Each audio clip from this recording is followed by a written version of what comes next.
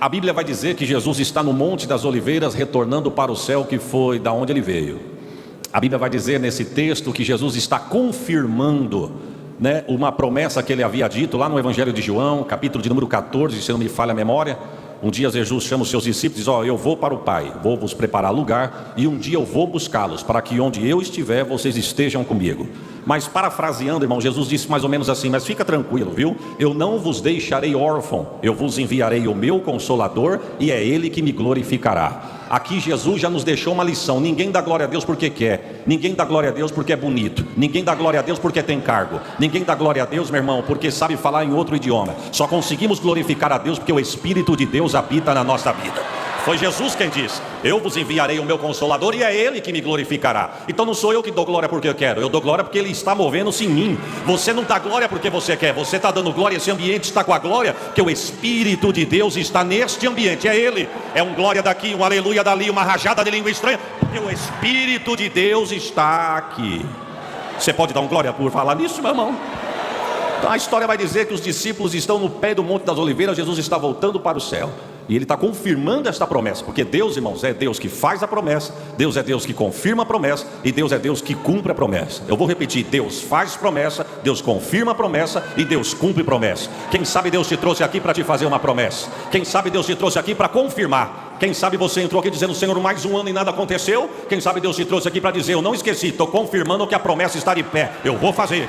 E quem sabe é hoje que Deus vai cumprir na tua vida tudo aquilo que Ele te prometeu. Uma coisa é certa: se Ele falou, Ele vai fazer, porque Ele é Deus. Ele está confirmando esta promessa. Então Ele está subindo, voltando para o céu, como se Ele estivesse confirmando. Deixa-me parafrasear, irmão. A Bíblia é muito profunda, a minha mente é muito rasa. Deixa eu falar num português bem claro, que eu possa explicar aos irmãos. Jesus está confirmando a promessa, dizendo mais ou menos assim: lembra do que eu prometi para vocês? Que um dia eu iria embora. O dia chegou, o dia é hoje. Mas lembra que eu prometi para vocês que eu não vos deixaria órfão? Ele vem vindo aí. Eu vou e Ele vem. Eu vou e Ele vem. E quando Ele vir, a virtude do Espírito Santo vai repousar sobre você. Oh, glória!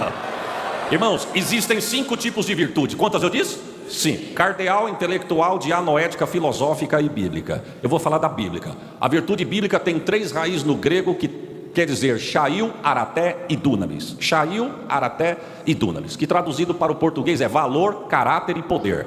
Valor, caráter e poder. O que Jesus estava dizendo no pé da raiz era: vocês vão receber valor do Espírito Santo que há de vir sobre vós, vocês vão receber caráter do Espírito Santo que há de vir sobre vós, e vocês vão receber poder do Espírito Santo que há de vir sobre vós. Perceba, irmão, que quando eu falo de valor e caráter, a igreja não reage. Mas quando eu falo de poder, a igreja glorifica. Mas preste atenção: para mim ter poder, Deus tem que trabalhar no meu caráter. E para Deus trabalhar no meu caráter, eu tenho que reconhecer o valor. Porque quando eu reconheço o valor, Deus trabalha no caráter. E quando Deus trabalha no caráter, Ele pode me encher de poder. Poder de Deus. Poder para cantar, poder para reger, poder para tocar, poder para dar glória, poder para pregar, poder para glorificar. Poder de Deus. E o poder de Deus está na casa. Diga comigo: valor. Valor. Porque o diabo é tão endemoniado, meu irmão, que ele fica soprando, bombardeando, quem sabe na mente de alguém, dizendo: você não tem valor, ninguém te vê, ninguém te enxerga. É sempre os mesmos, é mais um ano, é os mesmos, é só aquele, é só aquela, é só aquele grupinho. E a quem sabe alguém dá ouvido para essa seta do adversário e vai se encolhendo, se encolhendo, se encolhendo. Trouxe até glória, mas não consegue dar. Trouxe até adoração, mas não consegue soltar. Sabe por quê? O glória para na garganta e a mente vai longe, porque o inimigo fica bombardeando, dizendo: ninguém te vê, ninguém te enxerga, você não tem valor. Aí Deus levanta um poeta para compor uma letra e começa dizendo: eu quero que você valorize o que você tem, porque você é um ser, você é alguém tão importante para Deus. Nada de ficar sofrendo angústia e dor nesse seu complexo interior, dizendo às vezes que não é. Eu venho falar, cante, o valor que você tem. Eu venho falar. E cadê ele? Está aí, ó. Ele está em você. Não consegue orar? Ele intercede por você.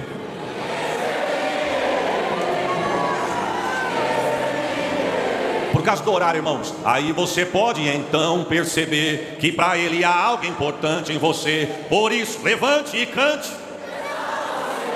Declare: você tem.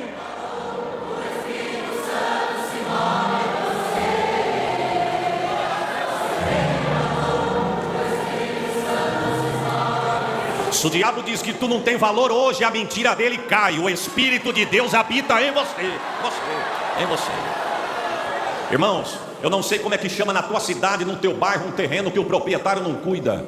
Mas em Catanduva nós chamamos de terreno baldio. Que nome horrível, irmãos. Baldio. O que não presta, joga lá. Entulho, joga lá. Lixo, joga lá. Móveis velhos, joga lá. Por quê? Se o dono não cuida, não é o vizinho que vai cuidar. Mas de repente alguém aparece, gosta do terreno, diz: eu quero esse terreno, eu vou comprar. Compra, paga, limpa, cerca. E tem uns proprietários que são tão enjoados que uns ainda colocam uma plaquinha dizendo: proibido jogar lixo. Eu não sei se aqui acontece isso, mas em Catanduva acontece. O diabo joga lixo na vida do homem até o dia que ele aceita Jesus. Porque quando ele reconhece o valor, aceita Jesus, Jesus lava no sangue, cerca com fogo e coloca o Espírito de Deus para cuidar de você. Não, se eu fosse você, eu dava um glória melhor do que esse. O Espírito de Deus habita em você. Glória! Glória! Por isso que Paulo disse assim: em quem vós também estáis, depois que ouviste o evangelho da salvação e tendo nele crido, fosse selado, carimbado, timbrado, marcado. Com o quê? O Espírito Santo da promessa. Para quê? Se tornou o penhor da garantia para o dia da redenção. O Espírito de Deus habita em você. Diga comigo: valor, caráter. Irmãos, existe uma grande diferença entre reputação e caráter. Reputação é aquilo que as pessoas olham para mim e acham que eu sou. Caráter é aquilo que Deus olha em mim e Ele enxerga de verdade o que eu sou. Posso ter cara de crente, cabelo de crente, roupa de crente, estar no meio dos crentes, falar que nem crente, sentar que nem crente, levantar que nem crente, andar que nem crente. Mas crente de verdade, só Deus sabe se eu sou. Você pode estar na França, vestido com uma roupa da grife francesa, um sapato francês, um perfume francês, e tu pode até aprender o idioma, mas a tua essência não é francesa, a tua essência é brasileira. Estamos no mundo, de passagem pelo mundo, não tenho nada com o mundo, porque nossa essência é de cima. Oh, glórias. Irmãos, esse ano Deus me deu a oportunidade de pisar na Itália. E quando nós estávamos na Itália, aí um irmão falou assim para mim: pastor, o senhor já ouviu falar que o sorvete italiano é o mais gostoso que existe? Eu falei: eu já ouvi. Aí ele disse assim: vamos experimentar? Eu falei: vamos. Ele falou: mas nós temos um porém. E o irmão que vai traduzir para nós? Porque nós não sabemos falar. Nós vamos sair sozinho para comprar o sorvete? Eu falei: fica tranquilo, varão, não tem segredo. Não precisa falar. Pedir um sorvete, precisa falar o quê? Ele disse: mas o senhor vai fazer o quê? Chega na vitrine, procura um rosinha, aponta pro rosinha e acabou. Eu falei: você quer do quê? De morango. Eu falei: pronto, aí está confirmado, é o rosinha. Apontou o rosinha de morango. Se você não entendeu o que está ali, você vai pelo olhar. Aí nós fomos, quando chegamos na sorveteria, eu falei: aqui, varão, tá vendo? Ó, aqui, ó, o rosinha. Ele disse: e agora? Porque tem outro rosinha aqui. Eu falei: eita, agora complicou. 2 rosinhas. Aí a moça chegou, olhou para nós. Aí eu falei: eu vou usar o meu idioma. Eu disse assim para ela: eu quero um sorvetito moranguito.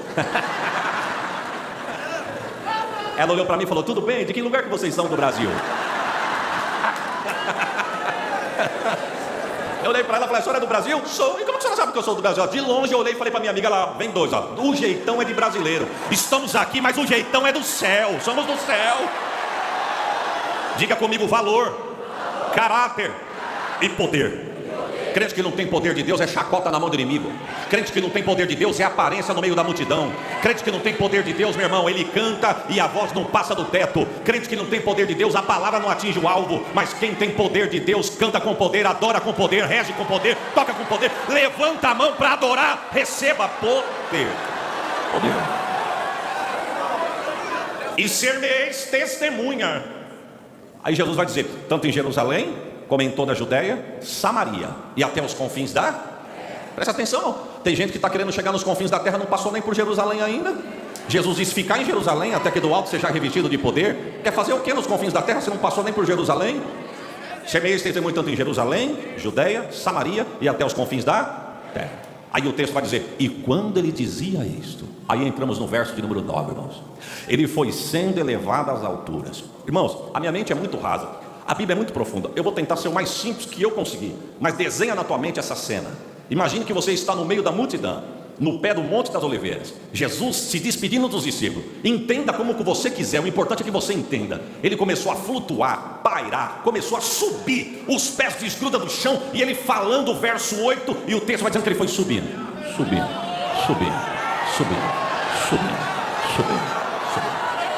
A Bíblia vai dizer que uma nuvem veio, tampou Jesus dos olhos dos discípulos, não se viu mais. Antes dos discípulos pensar em perguntar, o texto vai dizer que 2 varões vestidos de branco se colocaram do lado dos discípulos e perguntaram: varões Galileu, por que vocês estão olhando para o céu? O mesmo Jesus que vocês viram subir é o mesmo Jesus que um dia vai voltar. Você acredita nesta palavra? Glória! Estou sentindo Deus aqui, Jesus está aqui. Você já parou para imaginar que cena, irmão? Que cena? Que cena foi essa? Jesus subindo, a nuvem veio, tampou. Os anjos disseram: o mesmo Jesus que vocês viram subir é o mesmo Jesus que um dia vai voltar. Irmãos, eu vou perguntar só por desencargo de consciência, responda com glória: quantos creem que Jesus vai voltar? Agora segura teu glória aí, meu irmão. Tu pode ter dado glória, eu te conheço por fora, mas por dentro só Ele sabe. Eu não vim aqui te repreender, mas eu quero te dar uma notícia. Muitos, tem crente, irmãos, demais, que não acredita que Jesus volta mais. Eu vou citar os irmãos. Eu fui visitar uma senhora, 88 anos de idade, e nós fomos servir a ceia a ela. E aí, nós conversando sobre conversas do dia a dia, acabamos de servir a ceia, estamos ali conversando, aquela conversa de 5 minutos para encerrarmos. Aí eu disse assim para ela, ela falou: o senhor viu quanto mal que está acontecendo no mundo? Eu disse assim para ela: sabe o que é isso, irmã? Jesus está voltando. 88 anos de idade, meu irmão, mais de 40 de igreja. E quando eu disse isso para ela, ela falou: e o senhor acredita nisso? Eu pensei: eu não estou nesse planeta não, irmão. Eu falei, ela não me perguntou isso. Eu falei: a senhora perguntou o quê? Se você acredita nisso. Eu disse: eu creio, eu vivo por isso. E a senhora? Eu não. Pode parecer forte, mas é a verdade. E eu disse assim para ele: por que a senhora não acredita? Irmão, olha a tese da vovó. Olha, ela disse assim: pois a última vez que ele veio aqui, bateram nele ao ponto de matar. Tu acha que ele volta aqui, é? Ainda bem que quando nós chegamos com perus lá, ela já existia. Esse ensinamento não foi nosso não. Ela disse assim: eu acredito que Jesus vai voltar para mim, vai me levar, vai voltar para o senhor, vai levar. Mas voltar desse aqui? Não entramos em debate, meu irmão. É um pouquinho de cada dia. Passaram uns 4 meses, eu recebi um convite para orar por uma senhora, na verdade fazer uma visita para uma senhora, num sítio a 25 quilômetros da cidade onde estamos. 98 anos de idade, 10 anos a mais. Nunca entrou numa igreja evangélica, nascido e criado no catolicismo. Aí um irmão nosso trabalha naquela cidade, conheceu o filho e ele falou: pastor, a irmã do filho pediu para o senhor fazer uma visita. Nós fomos lá.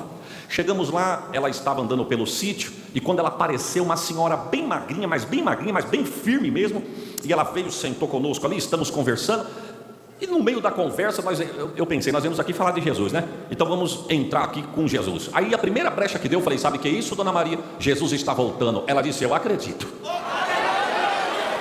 Irmãos, eu confesso que eu me assustei, porque eu pensei que ela nem ia responder nada. Se uma de 88 anos, quase 50 de igreja, está dizendo que não volta mais, uma senhora de 98 anos, que nunca entrou numa igreja evangélica, e a outra nascida e criada no catolicismo, eu acredito. Inclusive foi por isso que eu falei que precisava falar com um pastor, e o meu filho arrumou o senhor, porque eu estava sentada nesta cadeira, de frente para esse pasto, 3 horas da tarde, eu olhei para o céu, o azul do céu, disse ela, começou a se desenrolar que nem cortina.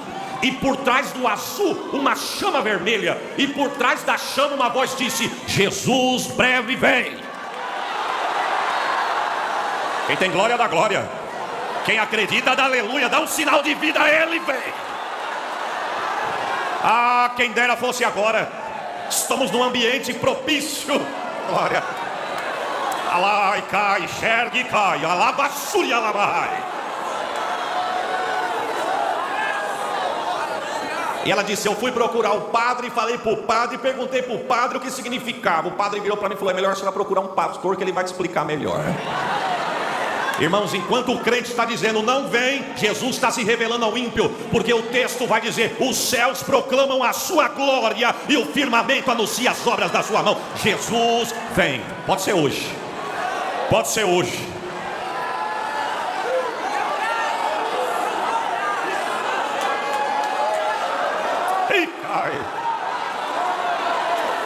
Essa noite não é mais um culto para alguém aqui não, essa noite é o culto. Deus está dizendo aqui: eu vou renovar as forças de alguém que entrou nesse lugar hoje. Tem glória no ambiente. Você não pediu para Deus falar contigo, irmão? Você não pediu para Deus dizendo que precisava de uma resposta? Deus está dizendo: eu sou Deus na tua vida, eu sou Deus na tua casa, O homem diz que não, eu digo que sim. Estou eu visitando o sangue de alguém aqui nessa noite. Vou eu arrancar célula doente. Vou eu confundir a medicina e vou acrescentar os anos de alguém na terra. A glória de Deus está aqui. O ambiente é de milagre. Receba o milagre da parte de Deus. Chora, seque, basai. É glória. É glória. É glória. Eita, eu não vim agitar as águas não. As águas já estão agitadas. Mas sou homem de Deus e venho aqui com uma mensagem que Deus queima no peito. Estou eu mudando a sentença na vida de alguém hoje aqui. Eita, não vai ter velório não. Não. Ricancho. Ricalabai. Ricaiai, o reque, tiquiacalaca. Não se assuste não, quem é da glória conhece a glória. O espiritual, meu irmão, quem não é espiritual não entende. Não, mas o assunto aqui é para espiritual. Irmãos, segura um minutinho. Você já parou para imaginar a cena, irmão? Jesus subindo, a nuvem veio, tampou, os varões de branco do lado. Desenha na tua mente aí. Os varões de branco do lado olhando para você dizendo: por que está olhando para o céu? O mesmo Jesus que vocês viram subir é o mesmo Jesus que um dia vai voltar. Agora, irmão, a gente fica imaginando, né? Mente de quem prega, quem escuta a pregação, quem estuda a palavra, viaja. Então os irmãos me permitam viajar. Eu fico imaginando, meu irmão, se a subida visível nossa aqui foi bonita. Tu já parou para imaginar a chegada dele lá do lado de dentro da nuvem? Tu já parou para imaginar isso? Me deixa eu imaginar, irmão. Você já parou para imaginar? Porque quando ele chega aqui no nascimento, a Bíblia diz que o céu se abre, um coral de anjos desce e canta glória a Deus nas alturas. Hoje na cidade de Davi nasceu o Salvador do mundo. Se a chegada foi estrondosa, e a volta para lá? Porque se nós fazemos uma conta rasa aqui, irmão, na nossa mente aqui, ele está há quase 35 anos fora do céu. 9 meses no ventre de Maria, 30 anos para começar o ministério. O ministério dura de 3 a 3 anos e meio. Aí tu pega 30 com 3, 33, mais 3 anos e meio, e vai quase 30. E hoje chegou o dia dele voltar. Tu já parou para imaginar como foi a volta? Eu não vi, e nem você, mas tinha alguém nosso lá que viu, filmou e mandou falar. Oh, Daniel capítulo 7 versículo 13. Daniel vai dizer assim: e eu estava olhando nas minhas visões da noite, e eu vi um ancião de dias assentado sobre o trono. Sabe quem que é o ancião de dias, irmão? O Pai. Daniel não soube dizer porque a trindade ainda não tinha sido revelada, mas foi o Pai que o Daniel viu. Aí eu volto e vejo Daniel dizendo: e quando eu olhei, eu vi chegando sobre as nuvens do céu um semelhante ao Filho do Homem. Irmão, preste atenção, segura o glória para soltar com vontade. Os discípulos dizem: eu vi ele sumir na nuvem. Daniel diz: fica tranquilo que eu estou vendo ele chegar na mesma nuvem. E foi elevado à destra do ancião de dias. Agora prepara um glória. Ele senta à destra e o texto vai dizer: para ele foi dado honra, glória, poder, majestade, domínio ao século do século. Não, se eu fosse você, eu dava um glória melhor do que esse que você deu. Ele merece, é dele. Aí eu saio de Daniel, pego João em Atos e vou para Apocalipse e vejo João dizendo: ah, eu vou chorar. Chorar por quê, Daniel? Porque não tem ninguém em cima da terra, não tem ninguém embaixo da terra, e não tem ninguém em cima do céu digno de abrir o livro e desatar os 7 selos. Sabe por que não tinha ninguém embaixo da terra, irmão? Porque Jesus não estava mais sepultado, já tinha ressuscitado. Sabe por que não tinha ninguém em cima da terra? Porque ele não estava mais aqui. Sabe por que não tinha ninguém no céu? Porque ele também não tinha chegado. E ele estava onde? Alguém vai dizer em Atos: subindo. Daniel dizendo: chegando. E a voz falando para João: não chores mais, acabou de chegar.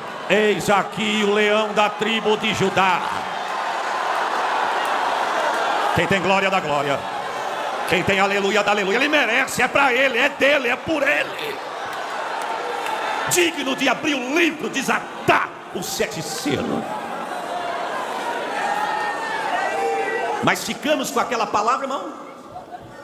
O mesmo que vocês viram subir é o mesmo que um dia vai voltar. Vamos dizer junto que vai voltar. 2.879 vezes está escrito de Gênesis a Apocalipse que Jesus Cristo vai. 318 nas páginas do Novo Testamento. Tem um hino na harpa que vai dizer assim, ó: nossa esperança é a sua. Ninguém canta para se amostrar, pelo menos não é para cantar desse jeito. Cantamos na esperança que Jesus vem. Ninguém prega para destrinchar conhecimento e nem se amostrar. Pregamos na esperança que Jesus vem. Ninguém pastoreia, rege, toca ou faz alguma coisa para Deus, para o que é bom. Fazemos em torno da esperança que Jesus vem. Nossa esperança é sua vinda, o Rei dos Reis vem nos buscar. Pode ser hoje.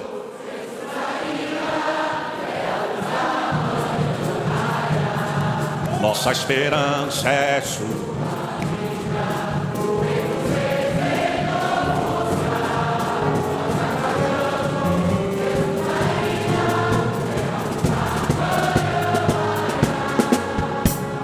Vão vendo aí que eu tenho dote para reger, hein? Vamos lá. Irmãos, existe uma grande diferença entre arrebatamento da igreja e segunda vinda de Jesus. No arrebatamento da igreja, Jesus Cristo voltará para a igreja. Na segunda vinda de Jesus, ele voltará com a igreja. No arrebatamento da igreja, ele virá como um ladrão.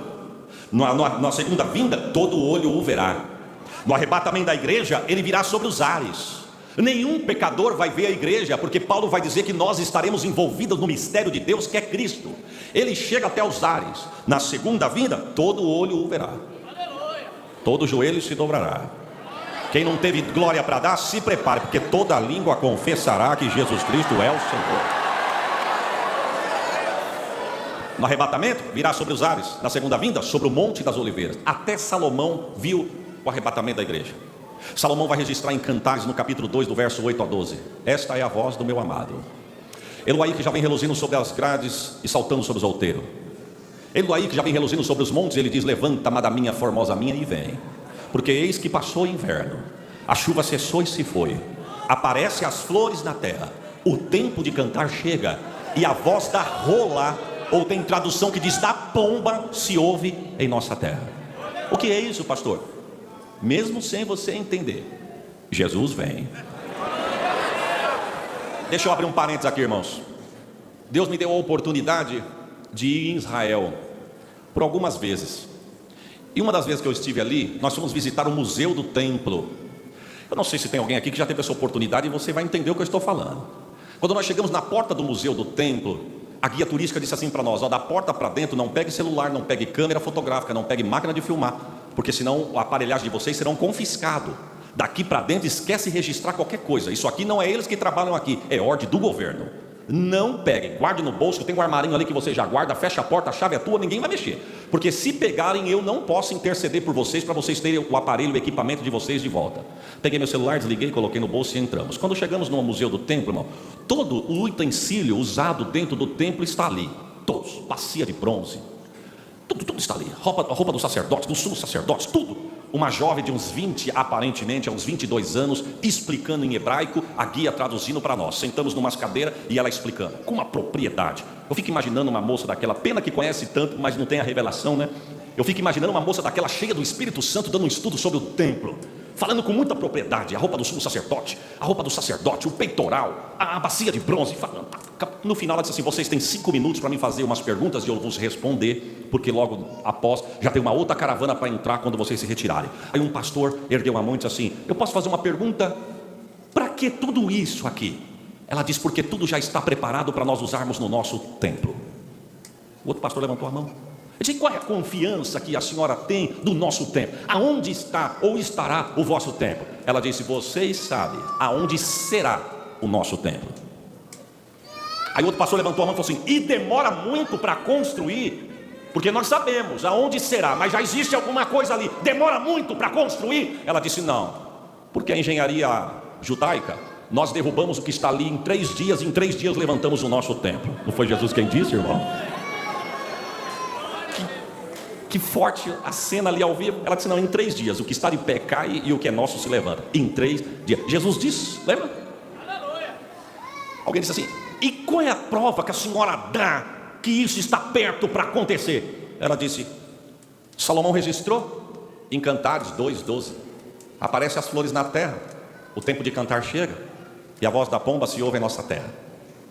Aí ela disse, o tempo acabou. Mas um pastor insistiu, falou, só mais uma pergunta. E o que significa isso? Aparecem as flores na terra, o tempo de cantar chega, e a voz se ouve em nossa terra. Ela disse assim, qual país do mundo que você vê flor, as mais belas, serem cultivadas em deserto? É profecia, tem que acontecer para se cumprir. E aparecem as flores na terra, o tempo de cantar chega, e a voz da pomba se ouve em nossa terra. Ela disse assim, porque segundo os biólogos, há um pouco mais de 2000 anos, existiu uma ave aqui em Israel, e essa ave migrou daqui por causa de um eclipse. Houve um eclipse e essa ave migrou. Essa ave tinha em todo mundo, mas no território de Israel, não. Para poder se cumprir, disse ela, o que foi dito por Salomão. E agora já está cumprido, porque quando estivesse perto de acontecer, ele disse, a voz da pomba se ouvirá novamente nessa terra. E segundo os biólogos, há um pouco mais de 2 anos, ela não só está cantando, como se reproduzindo. Para se cumprir o que está aqui. A voz da pomba se ouve em nossa terra. Irmãos, um eclipse há um pouco mais de 2000 anos. Um pouco mais de 2000 anos, eu me lembro de Jesus na cruz dizendo, está consumado. E o texto vai dizer, o sol ficou com vergonha e escondeu o rosto. 3 horas da tarde a terra escureceu. Se eu fosse você, eu dava um glória. Jesus está voltando. Eu não tenho palavras para descrever, irmãos. Eu vou encerrar por causa do horário.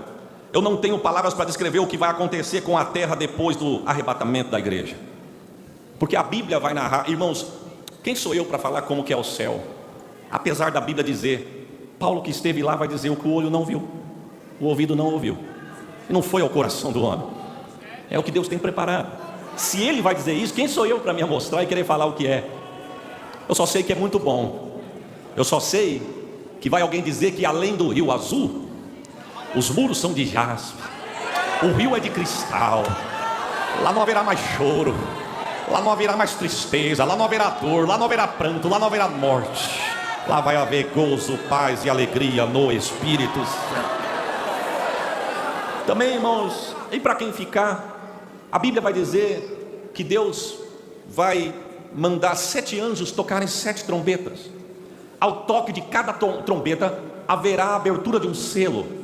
A Bíblia vai dizer que cada selo aberto será derramado na terra taças e ais com a ira de Deus, para aquelas pessoas que estão desviadas ou brincando de ser crentes não se arrepender e não voltar para o teu lugar. A Bíblia vai dizer que uma das pragas são a da saraiva, chuva de saraiva sobre a terra. Mas não é só saraiva, que a Bíblia vai dizer que Deus vai mandar um anjo ferir o sol. O sol na profecia de Isaías vai se esquentar 7 vezes mais.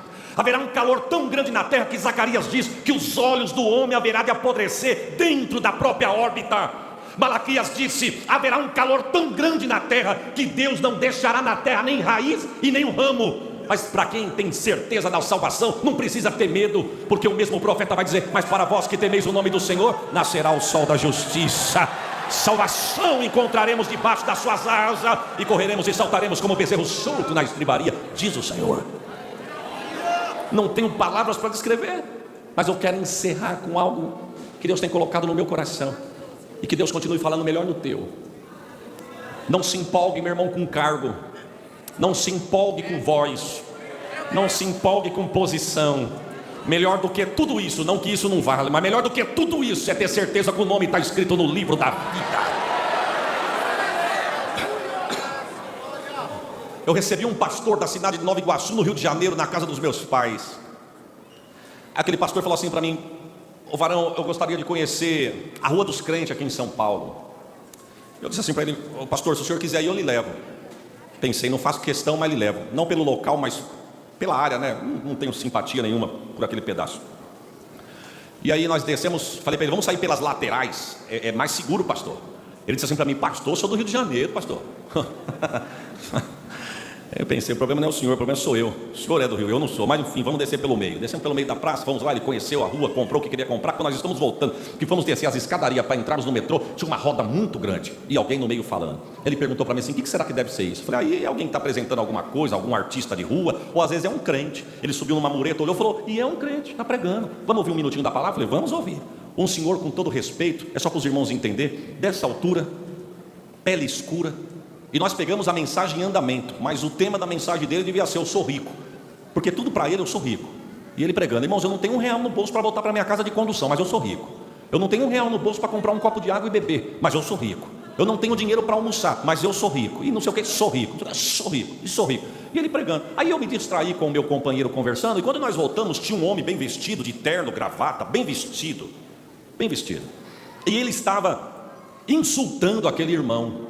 Quando nós pegamos o fio da meada, ele estava dizendo assim: você com as suas palavras acabou de dizer que não tem R$1 no bolso e é rico. Como que o senhor pode se enganar a si próprio? O senhor está falando que não tem, como que tu diz que tu é rico? Ele disse: aqui ó, na frente da catedral eu tenho salas comerciais alugadas. Nas costas da catedral, atrás do fórum, eu tenho salas de aluguel. Para a direita e para a esquerda eu também tenho propriedade. Eu estou falando só do centro de São Paulo, disse ele. E sem contar o que eu tenho pela cidade, coisas que eu tenho. Não só por isso eu falo que eu sou rico. Eu sou trabalhador, eu levanto cedo, eu cumpro com a minha obrigação. Eu não fico na praça dizendo que não tem, mas dizendo que é. Quando ele parou de falar, o irmão disse assim: mas só para concluir a sua fala, meu querido, você apontou que tem na direita, na esquerda, adiante e atrás, mas tu não apontou para cima. Em cima eu tenho. Sou rico, sou rico, sou rico. Não troca nada por lá, meu irmão. Você é rico.